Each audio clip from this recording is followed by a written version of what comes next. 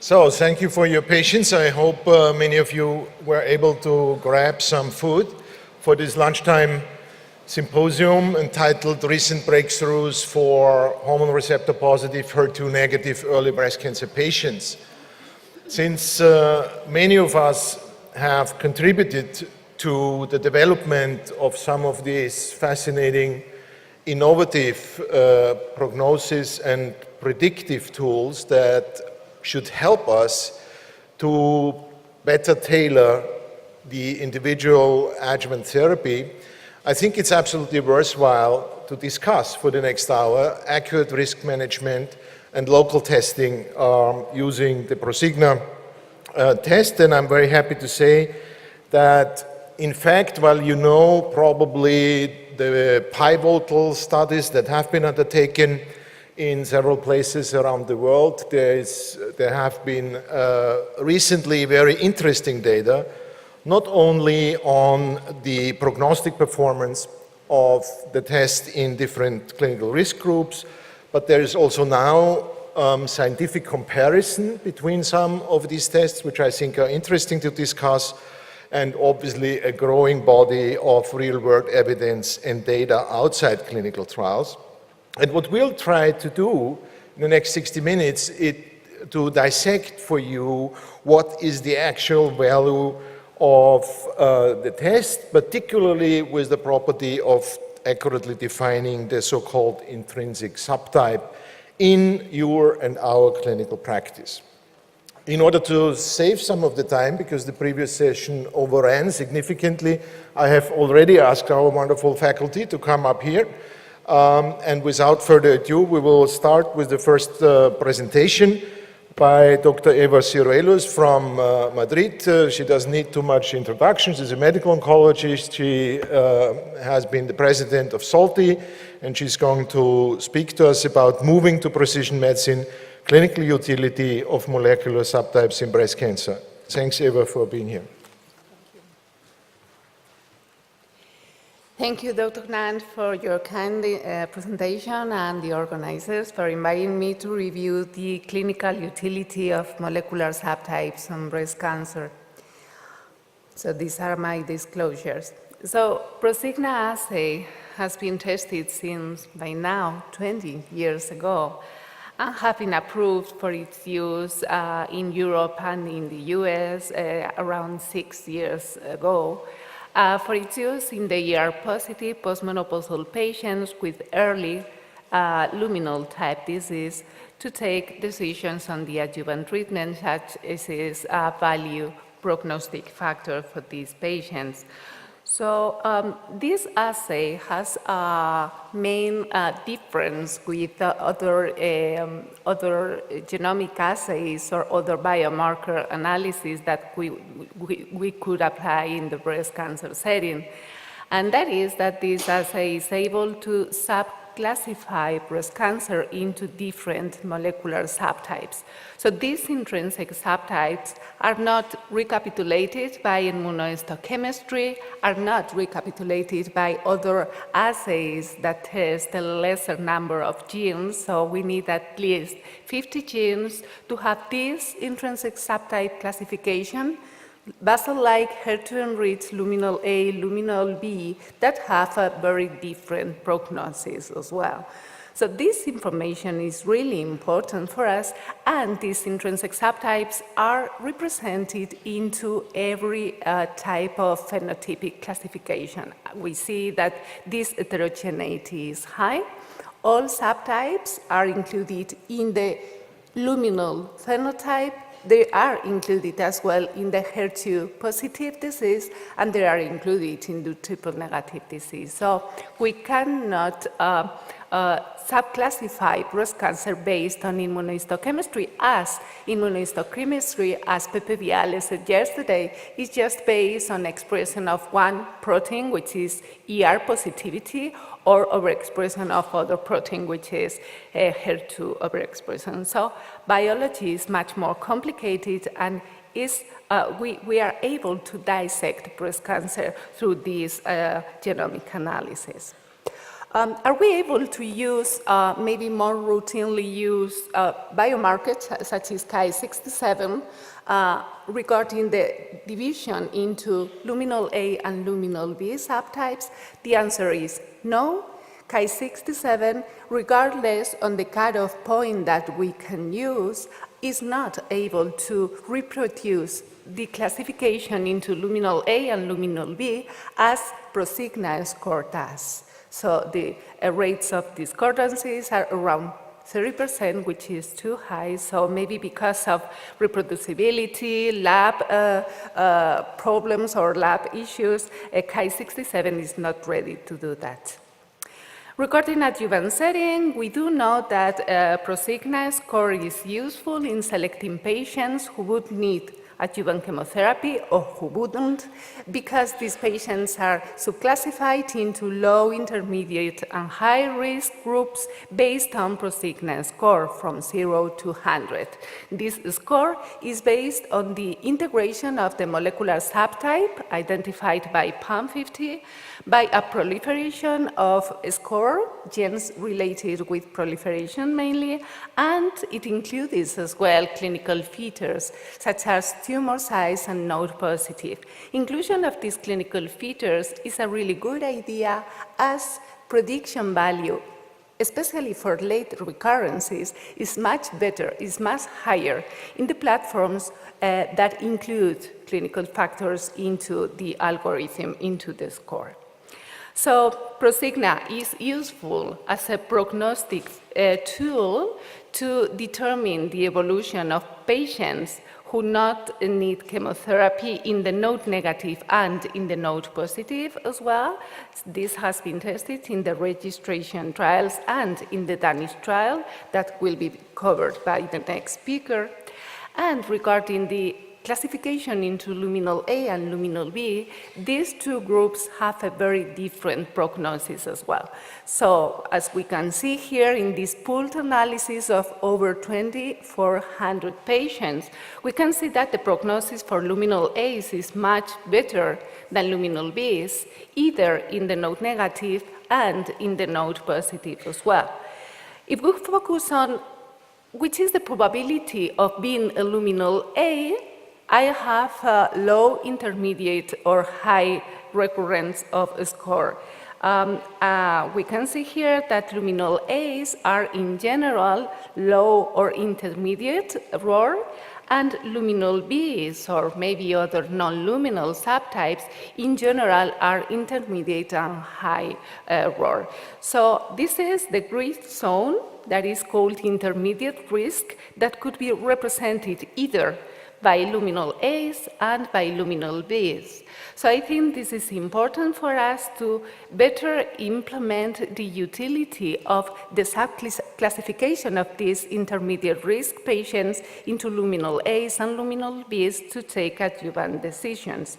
If we review again results of the Danish trial, I won't focus anymore on this trial because it will be reviewed in the next talk, we can see again that luminal A and luminal B are different prognosis populations. So these patients behave so differently and maybe should be used to take decisions, especially when ROR is not so clear because it's included in that gray zone which is called as intermediate risk.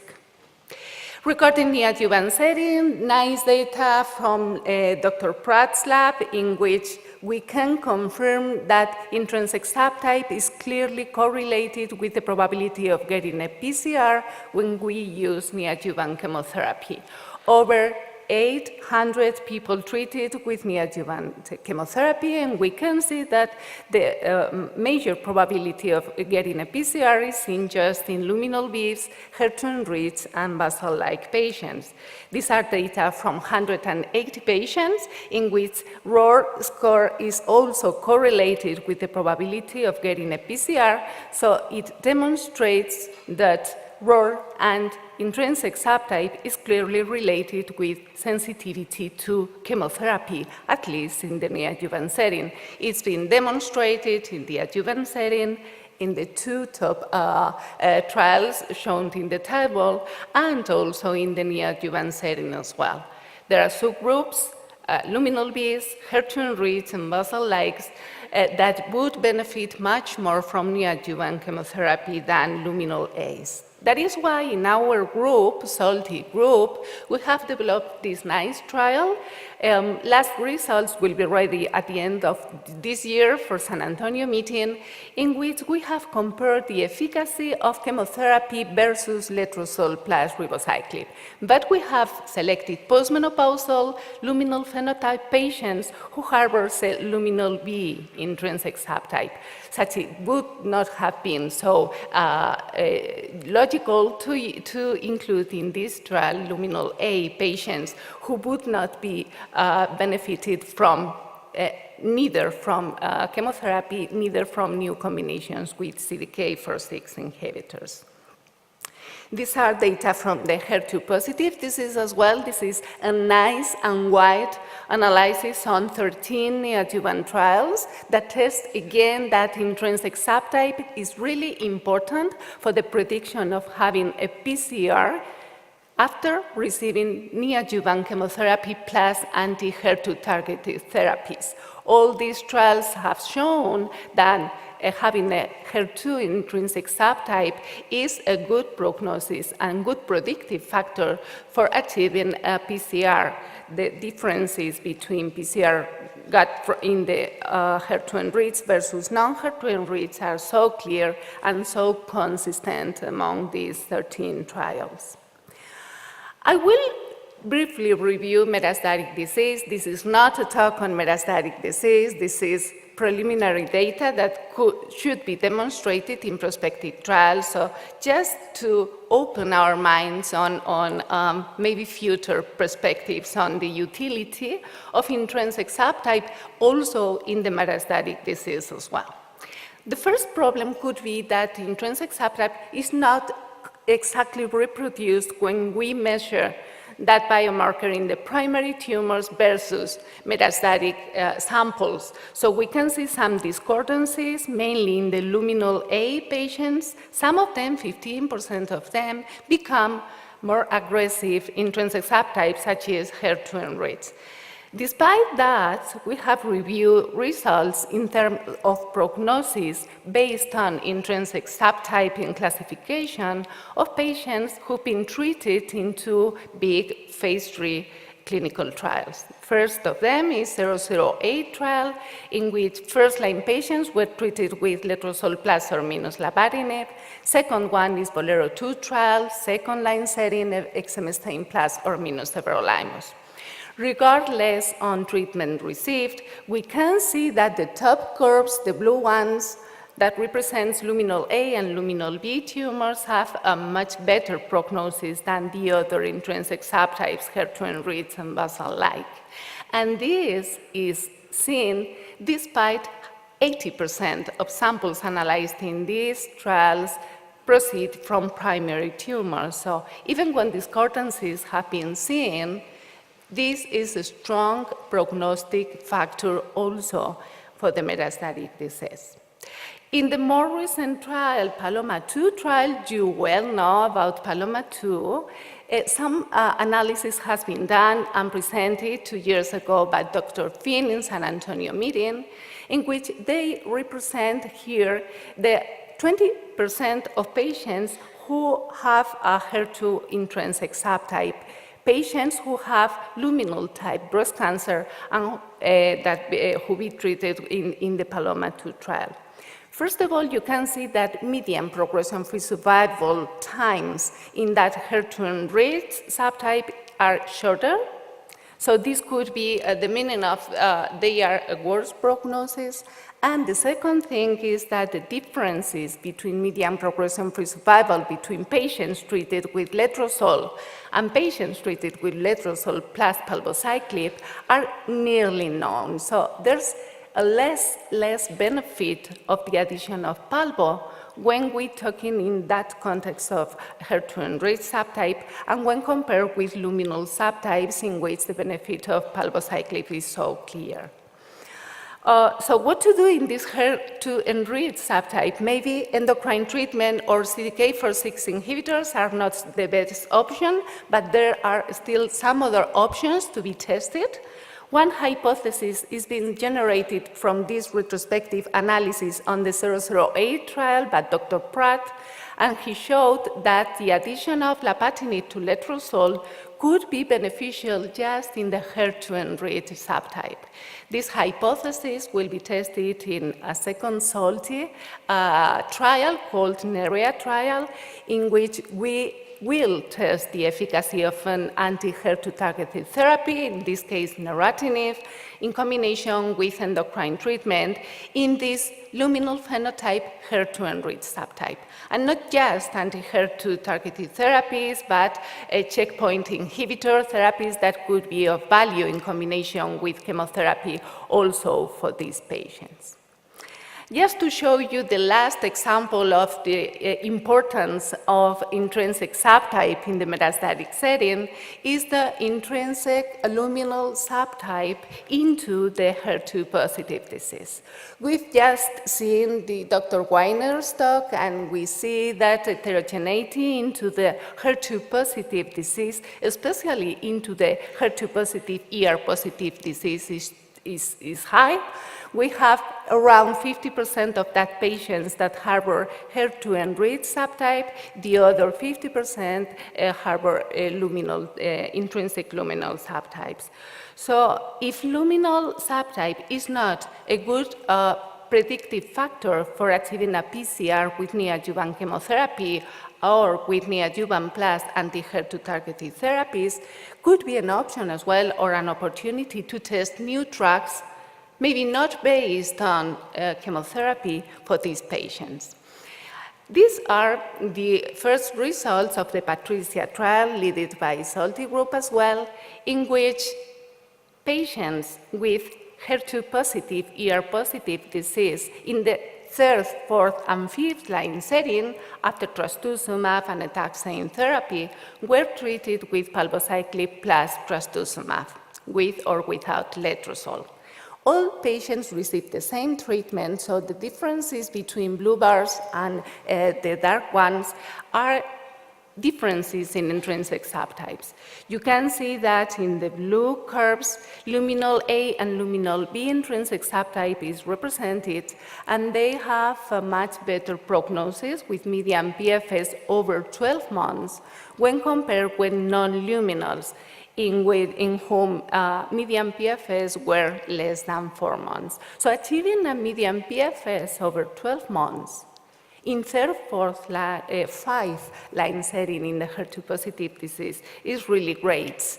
And that's why we are exploring this combination, palbo plus trastu versus best decision's choice based on chemotherapy treatment in patients who have been pretreated with at least one prior line. And this will be called Patricia 2 trial in that randomized design.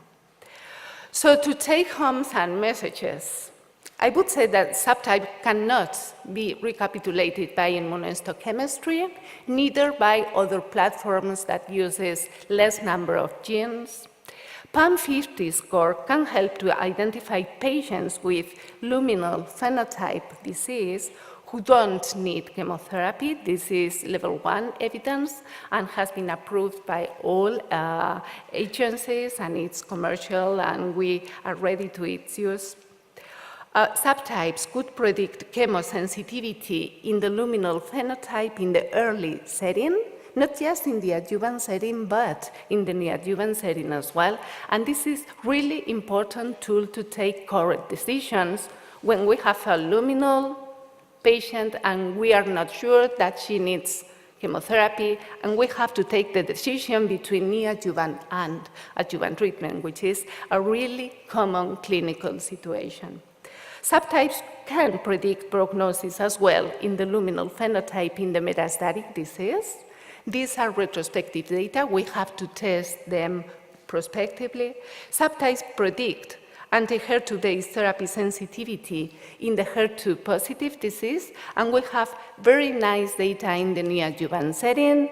We should be ready to, for example, de-escalate treatments from the neoadjuvant setting depending on intrinsic subtype, or de-escalate chemotherapy as well, depending on intrinsic subtype in the advanced disease. So this is a unique opportunity for our patients. And finally, future prospective trials should establish the real clinical utility of intrinsic subtype in all these early and advanced different settings. Thanks very much.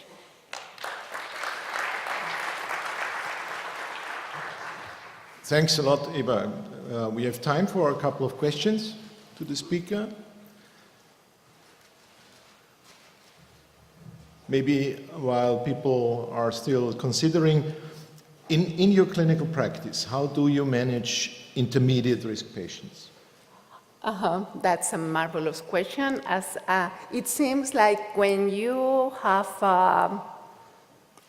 a really complicated patients in terms of decision making, you are waiting for your genetic test to help. And sometimes you get into the intermediate risk. So, especially from the combined analysis and from the Danish trial, I do use intrinsic subtype for the decision-making process. So, into the intermediate risk, I would recommend adjuvant chemotherapy in luminol B intrinsic subtype, and I would not recommend any chemo in the luminol A. And that's my routine practice by now. Well, but that's essentially the question why you do it, okay? So this, I think, is very helpful. And how do you integrate the classical clinical factors into the algorithm? Oh, yes, Prosigna does. And I think that's of value. There's a recent editorial published in JCO by Nick Turner and Mitch Dowsett last week or a couple of weeks ago, and they have the same analysis. Why not to include all the information that we have, including clinical factors, for the better decision making for our patients? And I have the reflection that the two genomic assays, which are Prosigna and EndoPredict, that includes clinical factors into the algorithm, are the only two platforms that can predict late recurrences. So I think this is of value, and this has to be done. And we shouldn't avoid information that is really useful for us for the decision making. Okay. If there are no further questions, thank you very much, Eva. Thank you, Michael. Thank you.